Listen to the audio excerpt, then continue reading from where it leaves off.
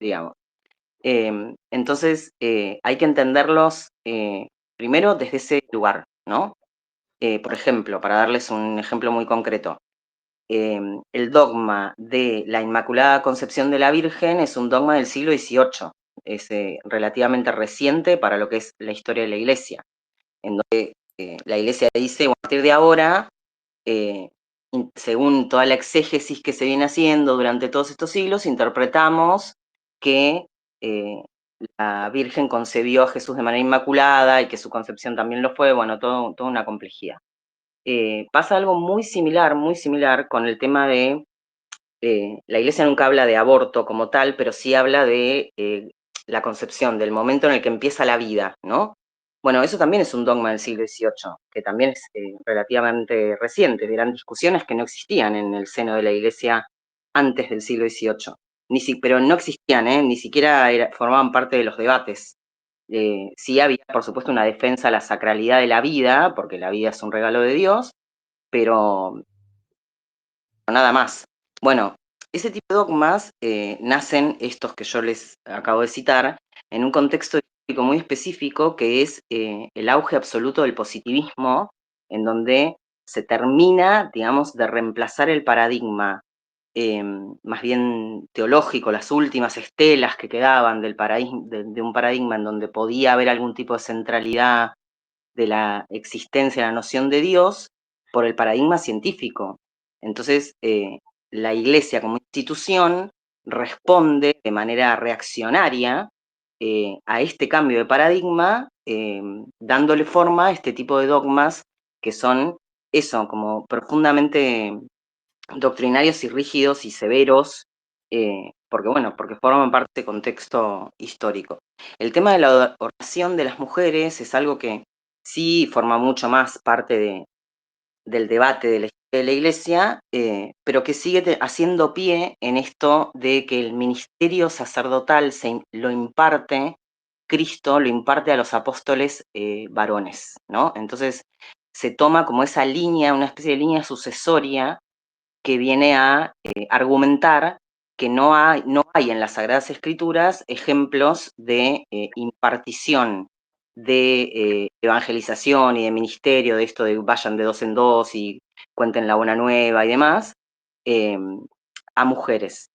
Pero eso no quiere decir que no, digamos, como les digo antes, o sea, se puede modificar perfectamente y de hecho, en este momento, Francisco deja precisamente en el contexto del sínodo que yo les contaba antes, eh, que sigue celebrando, no es que es algo que se corta porque se murió Francisco, de hecho es un gran desafío ahora para León. Hay dos grandes temas que son dos grandes debates que sí parten aguas adentro de la Iglesia. Mucho más les diría que la inclusión de la comunidad LGBT, que está bastante más avanzada de lo que la gente cree, que son el tema del celibato y el tema de la ordenación sacerdotal de las mujeres. Esos son los dos grandes debates, pero álgidos, muy, muy complejos, que se vienen en el contexto de del año sinodal y del año jubilar. Así que ahí se está moviendo, digamos. ¿Te imaginas? Dejo todo, ¿eh? Me entrego. Te juro. Sería increíble. Rubia, adelante, ¿cómo estás? Hola, buenas noches a todos. Qué lindo escuchar, qué lindo espacio. Estaba esperando este espacio. Así que no, nada, yo estoy muy contenta, la verdad, con la elección. Y mucho de lo que no te va a decir un libertario, seguramente ya lo hablaron, pero estaría bueno que Brodsky lo pueda explayar más, fue lo del Rerum Novarum, ¿no? En donde León XIII este, plantea justicia social, nada más y nada menos que justicia social y derechos laborales. Es mi ídolo, es como viene San Cayetano y ahora viene León XIII, ¿no? Porque Ujú. yo soy licenciada en Relaciones de Trabajo, así que todo lo que son derechos laborales, bienvenido sea. Y el tema de la justicia social, yo lo vi reflejado en el discurso del Papa, cuando dijo que todos somos hijos de Dios, cuando dijo que la iglesia estaba abierta para todos, ¿no? Ahí hizo como un guiño para, bueno, primero de la iglesia misionera, ¿no? De iglesia misionera. Ahí hace un guiño sobre la pobreza, sobre la inclusión, ¿no? De los más necesitados. Habló de caridad también. Eso no es un tema menor. Entonces ahí vos ya tenés un discurso, o por lo menos lo que yo interpreto, vos tenés un discurso que está contra el capitalismo. Porque, digamos, lo que pasó con León XIII, y corregime Bronsky si me mando alguna que de apurada nomás, este, cuando es la revolución industrial, se forman dos polos. Empieza surgimiento, digamos, del movimiento obrero, ¿no? Representado por el comunismo, socialismo, y después la parte capitalista, ¿no? Se divide en dos. Y la iglesia toma una tercera posición, ¿no? Que es una posición más neutral, no rompe con esa polarización, ¿no? Sino como que toma, bueno, esto es necesario, pero con este método. Entonces hace como una conciliación entre ambas posturas frente a ese escenario. Otra de las cosas que él habla sobre los humildes, y él no es casualidad que, bueno, primeramente me alegra mucho, voy a tratar de ordenarme porque estoy con tanta emotion que este, habla del legado de Francisco, hace halagos sobre Francisco, ¿no? Digo, más allá de su reciente muerte, creo que cualquiera que asumiera el papado hubiese hablado bien de Francisco, pero él utiliza frases de Francisco, ¿no? O las hace propias, las hace carne. Y algo que él dice también, que todos somos hijos de Dios, a mí me dio como que estaba haciendo un guiño que tiene que ver con la continuidad de esto de la inclusión de la comunidad LGBT, ¿no? Esta bendición, esta apertura que hizo la iglesia durante el papado de Francisco, ¿no? Que antes era como que él invitaba este, a figuras, a personas de la comunidad, este, y él como que me dio a entender, por lo menos esa es mi interpretación, que considera que si todos somos hijos de Dios, no hay gente que esté excluida de la iglesia, por ese lado. Y por otro lado, qué hijos de puta, día manda Habemos Papa y dice las mejores papas en tubo las conseguís en tienda día. Me acaba de llegar la notificación al teléfono, la concha de su madre. No, bueno. Vieron su oportunidad y la tomaron. Sí, sí, vieron, están todos como muy loquitos con el tema. No, esto, ¿no? De que es el papa de los trabajadores, de los migrantes, y el niño este que él agradeció a su diócesis de Perú, hablando en español, ¿no? No utilizó su inglés, no habló de Boston, su Boston natal. Él tampoco es yanqui 100%. Él es hijo de una española y el padre americano. O sea, tampoco es el yanqui que fue a misionar. Y es una persona con nacionalidad peruana. O sea, es nacido en Estados Unidos, pero el tipo es nacionalidad peruana. Así que bueno, te hice una ensalada, brosquita.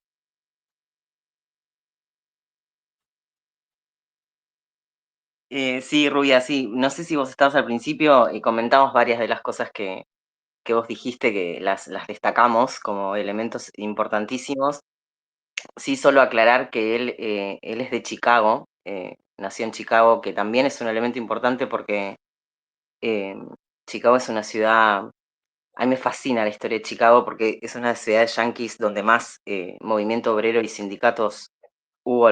Claro, ahí tenés lo del 1 de mayo, los mártires de Chicago. Exactamente, acabamos de conmemorar el 1 de mayo a nivel mundial precisamente por la masacre de Chicago de los trabajadores que exigían 8 horas de trabajo, ¿no? Entonces, viene también con esa impronta, el padre era un obrero Fabril, fábrica, así que me parece que no es un dato menor, porque si fuese bostoniano yo me hubiese preocupado un poco más, porque en Boston hay una comunidad ultra conservadora de la iglesia, de hecho fueron una de las facciones más opositoras a Francisco, son más intelectuales también, como tienen otra impronta. Y además esto que vos decís de su origen multiétnico, ¿no? Que decíamos también al principio, que vivió más años en Perú que en Estados Unidos, que su madre es de origen español, bueno, hay como toda una mixtura ahí, una hibridación que me parece que tiene muchísimo que ver con el tiempo, con el clima de época, y con uno de los grandes temas que decíamos antes, ¿no? Que además le preocupan a él de manera personal, que es el tema inmigratorio. Entonces, son todos elementos que hacen a lo que yo les decía al principio, ¿no? Que me parece que estemos en un estado emocional bastante augurioso, insistiendo en esto de que son todos procesos que están iniciando y que hay que ver cómo cuál es el devenir, ¿no? De todo esto.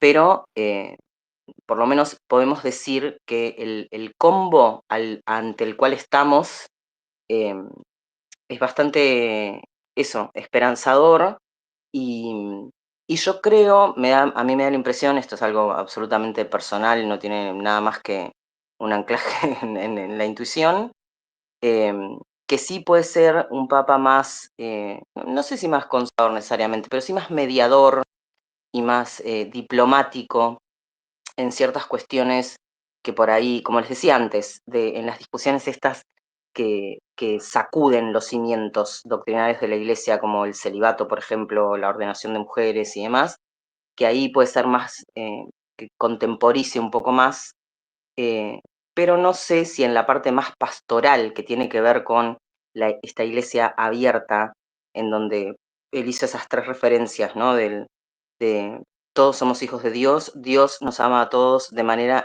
incondicional, eh, y como todos estamos juntos en esta, o sea, en un momento dijo, ayúdense los unos a los otros. Bueno, me parece que en ese, en ese vector como más pastoral que dentro de la iglesia le llamamos así, que tiene que ver con la pastoralidad, yo lo veo muy en consonancia con Francisco. Pero bueno, insisto, hay que observar y ver, y para quienes lo hacemos, rezarle al futuro santo argentino que vamos a tener, que estoy convencida que a Francisco lo van a canonizar, para que lo ilumine. Sí, aparte creo que es muy importante. A ver, Francisco cambió mucho la imagen que se tenía de la iglesia desde su existencia, te diría. O fue uno de los que logró eso, ¿no? En un mundo hiperconectado. Y son unos zapatos difíciles de llenar los que tiene este papa. Y lo que quizás no quisiera es que ya desde el primer momento, donde hace una diferente de Abergol, todos empiezan, ay no, pero Francisco, bueno, sí, cada uno hace su historia y su camino. Ya hubo una diferencia, que es que este papa se puso para salir cosas que por ahí Francisco no las usaba, ¿sí? Como la capa, bueno, toda una historia detrás, pero también no hay que empezar a, no sé, enloquecerse, angustiarse, empezar, tirar, no, porque esto, no, porque aquello, porque hay que dejar que cada uno también haga su camino, muchachos, es así. Digo esto porque hoy ya estuve leyendo cosas del estilo, que es como, bueno, vamos a calmarnos todos un poco. Hay que dejarlo que haga su camino, es así. Y yo creo que él sí va a seguir y hasta incluso te diría, va a profundizar, porque él eligió, ¿no? La nacionalidad peruana. Va a haber mucha integración ahí, para mí, con lo que son las misiones en Latinoamérica, especialmente, ¿no?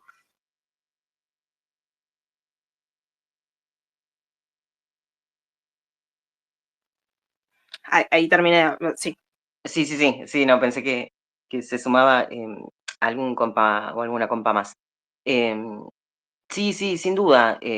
Por eso yo decía antes, lo eligieron hoy, o sea, no vamos ni 24 horas. Por supuesto que ya hay signos que lo diferencian a Francisco, eso es absolutamente inevitable. Insisto también en esto de que nosotros estamos situados y situadas en Argentina. Acabamos de tener un papa argentino por primera vez en la historia. Tenemos una manija encima tremenda, estamos en duelo todavía. Le sumo el detalle, que es un detalle, pero no es tan detalle, del estreno del Eternauta, del fenómeno que está significando en el mundo entero. O sea, hay como un golpe de argentinidad este último tiempo como muy fuerte. Entonces eso hace que también se magnifique quizás a nivel emocional, afectivo, muchas de las cosas que se nos movieron hoy. Eh, y las comparaciones, por supuesto que son inevitables, eso desde ya, pero hay que transitar ese camino. Para quienes formamos parte de la iglesia y no solo como creyentes, sino como gente que estudia, digamos, y que hemos estudiado teología y historia de la iglesia y sabemos quizás algunas cositas que no están como en el imaginario más colectivo, con la distancia, sobre todo, se puede como hacer ese proceso de desobjetivación, ¿no? De poder mirar algo de manera un poquito más apegada y hacer quizás un análisis más profundo. Y en ese sentido, podríamos decir, destacar muchos elementos, por nombrar solamente los últimos dos papados, el de Ratzinger y el de Juan Pablo II, que vistos a la distancia tienen cantidad de elementos súper valiosos que han sentado las bases también de la continuidad que estamos viendo hoy. Por ejemplo, el tema de cómo Juan Pablo II fue el primer papa de la historia que dijo, hay que darle bola a la juventud, ¿por qué no armamos jornadas mundiales de la juventud? Porque los jóvenes la están pasando mal en este mundo fragmentado, partido en dos, donde hay un muro en el medio, donde hay dos bloques, bueno, por darles un ejemplo pequeño, o en el caso de Ratzinger, todo lo que hizo Francisco, el gran avance de Francisco con el tema de los abusos y la pedofilia en la iglesia, que fue enorme y absolutamente disruptivo, histórico, que tiene una consecuencia muy real, que es que, que los curas abusadores hoy puedan ser juzgados por el sistema penal civil, cosa que no existía. Pero todo eso tiene precedentes muy claros en el papado de Benedicto XVI, de una cantidad de cosas que él empezó a hacer para que Francisco después pudiera avanzar en los procesos más profundos con el carisma que tenía Francisco que no tenía Ratzinger. Entonces ahí, digamos, siempre hay rupturas y hay continuidades, y eso me parece que es un buen método incluso para entender la historia, ¿no? En donde las cosas se vuelven disruptivas, en donde se continúan y en donde a veces esos dos movimientos, esas dos operaciones conviven y no son necesariamente paradojales. Entonces, me parece que es eso, que hay que tener un poco de paciencia, hay que también darse el tiempo afectivo y emocional para transitar estos días de manija y de duelo y de todo junto, y empezar a observar cuál va a ser, cuáles van a ser las bases de lo que será el legado de León XIV, porque hablamos en esos términos también, ¿no? Siempre de legado, porque sabemos que los papas vienen y se van dentro de una institución, sigue siendo infinitamente problemática y conflictiva en un montón de aspectos, pero que es la institución más duradera e importante de Occidente en un escenario geopolítico en donde la misma noción de Occidente está en conflicto, ¿no? Entonces, eso, me parece que hay que como decía Santa Teresa, hay que ejercitar un poquito, aunque sea de raíz amarga, pero de fruto dulce, la paciencia.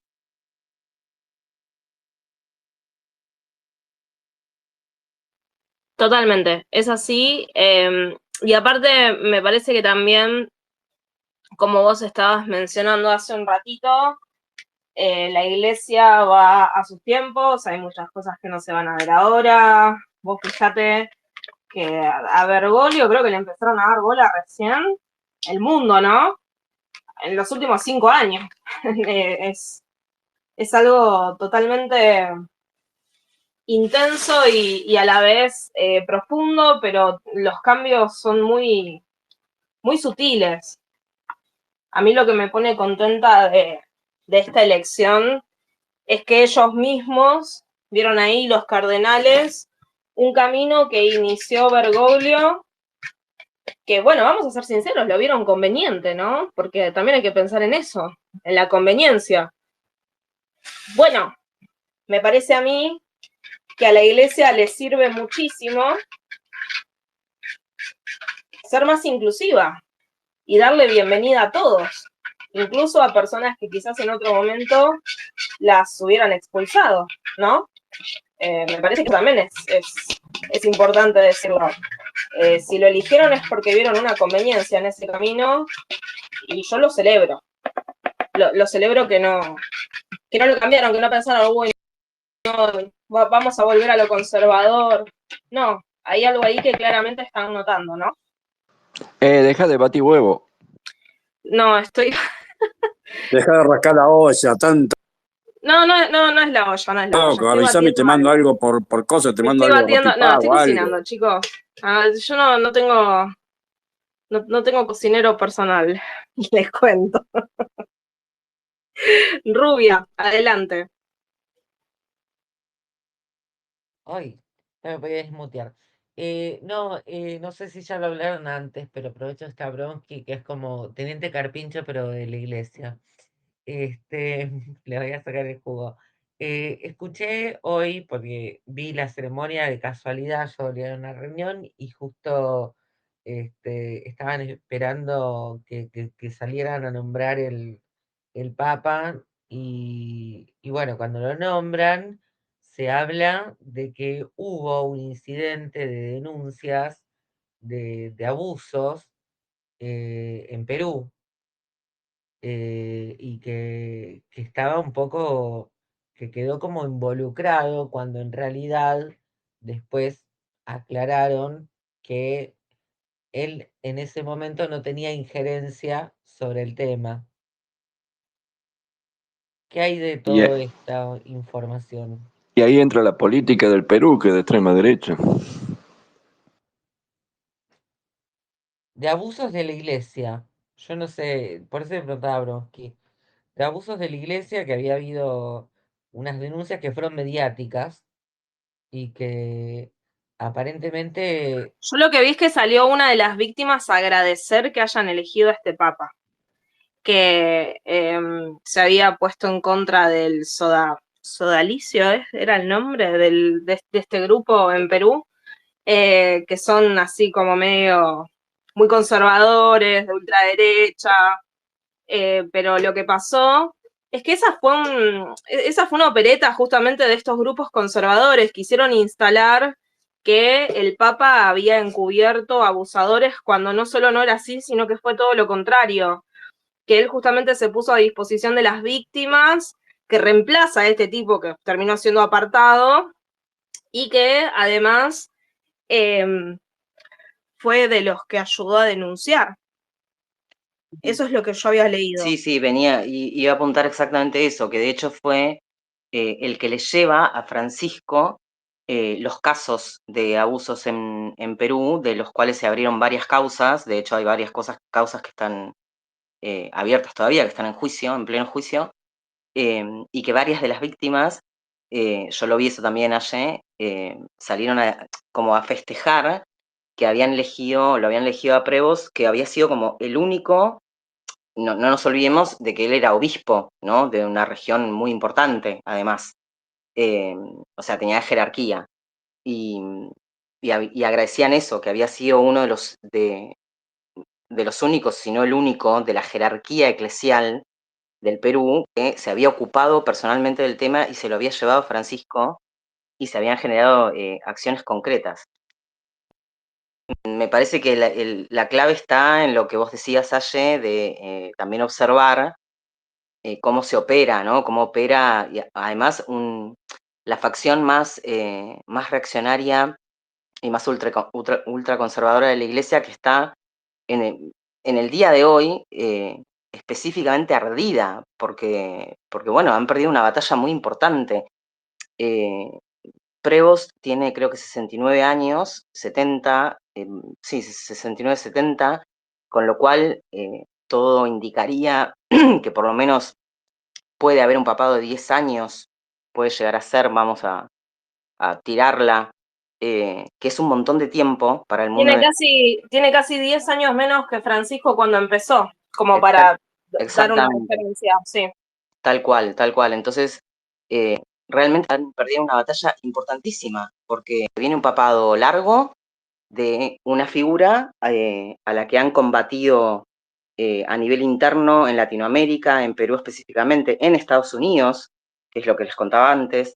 Entonces, bueno, no llama para nada la atención que hayan salido con las clásicas operetas y que por otro lado también les digo que de todo lo que ha hecho Francisco con el tema de los abusos, que viene de larga data y demás, estamos hablando de la Iglesia, ¿no? O sea, hay cosas que se aprenden históricamente y esto ya en un mucho más mundano y práctico y pragmático, sería realmente muy extraño que un conclave de 133 cardenales elijan a un papa al que se le pueda hacer un carpetazo de este nivel y desautorizarlo absolutamente como la voz de un líder mundial, quiero decir, sería como realmente muy extraño,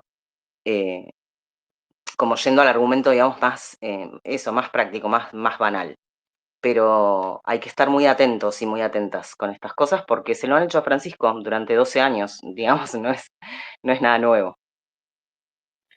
A Francisco lo quisieron operar con que había colaborado hasta en la dictadura militar y después resulta que la historia era totalmente opuesta a lo que estaban queriendo decir. Como mucho pueden poner a un papa que quizás nunca haya hablado de abusos, pero que haya encubierto hoy en día, no.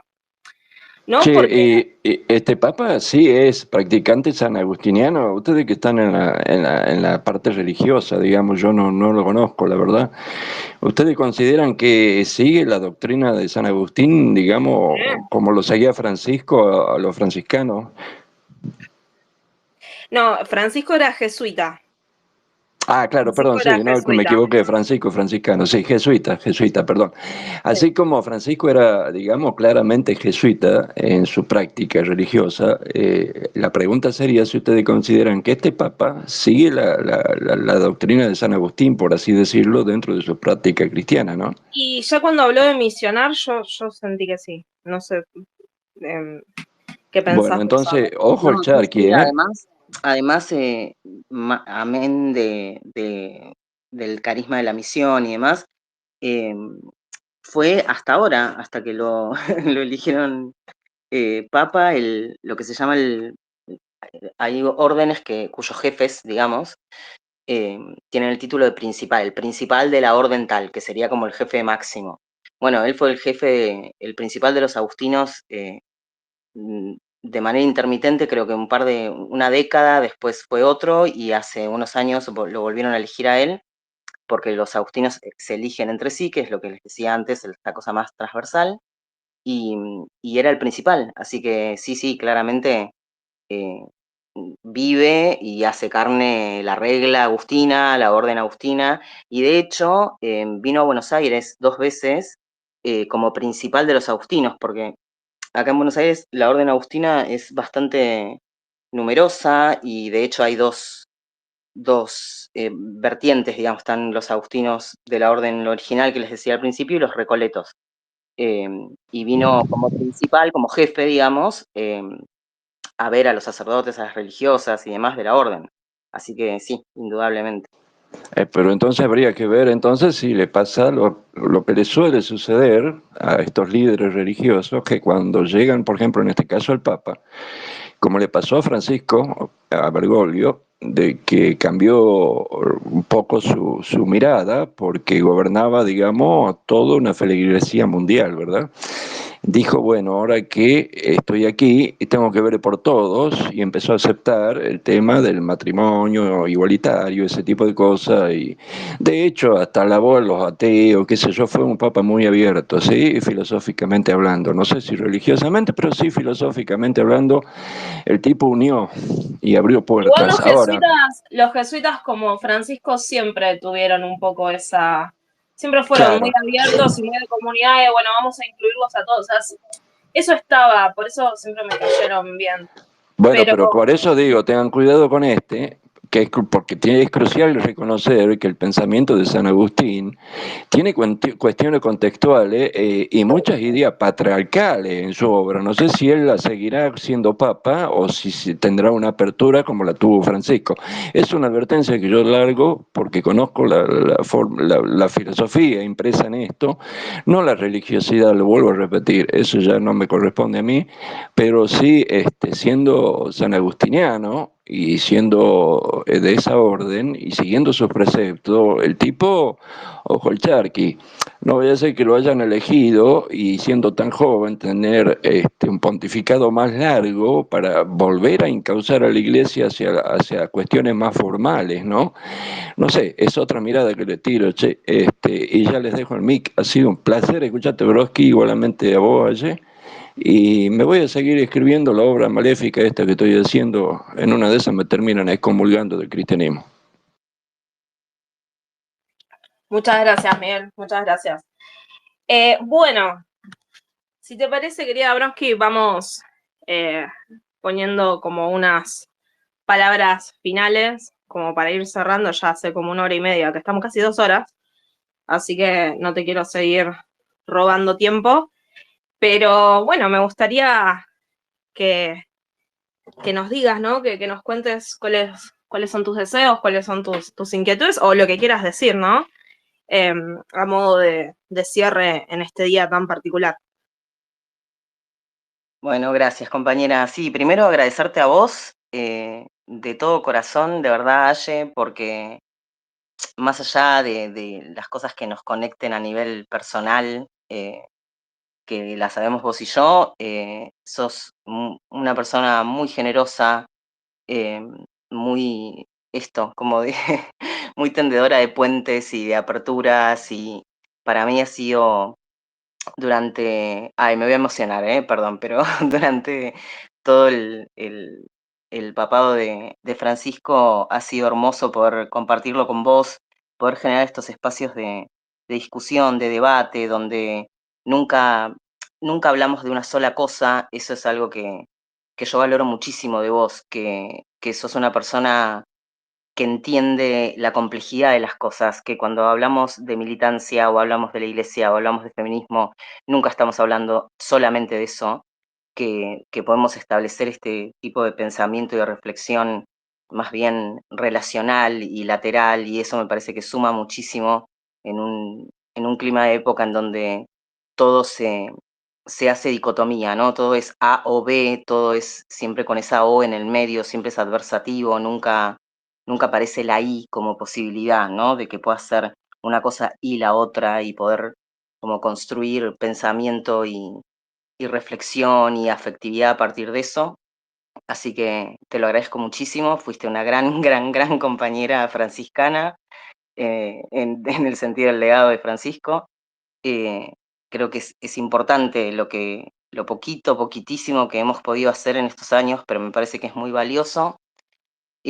Agradecerles también a quienes siempre se conectan y siempre están ahí bancando y preguntando y compartiendo, que lo mismo, me parece que generar estos espacios en donde nos encontramos sigue siendo absolutamente fundamental. Y, y con respecto a mis deseos y a lo que veo así hacia futuro, bueno, un poco creo que lo fui expresando. Eh, yo en este momento tengo una sensación de eso, como de esperanza, de que creo que realmente puede haber una continuidad muy, muy interesante. Me parece que algo que León XIV va a tener que continuar hasta por fuerza, quizás a pesar de sí mismo, es esto de haber abierto la Iglesia, haberla hecho mucho más inclusiva, y eso, ahí es donde estoy convencida de que, como decía mucha gente que sabe muchísimo más que yo, no se puede retroceder. Bueno, de hecho, él lo dijo hoy, no vamos a retroceder. Me parece que ya hay procesos iniciados que son prácticamente irreversibles, que pueden tener otra modalidad y otra configuración, pero que ya están, digamos, consolidados. Y eso es lo que también me parece que es una lanza hacia el futuro, y sobre todo como la representación en esta crisis tremenda de representación que estamos viviendo a nivel global, pero a nivel de nuestro país y nuestros espacios, ni hablar. Me parece que la voz de un líder mundial como un papa en este tipo de iglesia que nos ha dejado Francisco, sigue siendo absolutamente fundamental, que incluso se va a volver más importante todavía por los escenarios mundiales que estamos viviendo.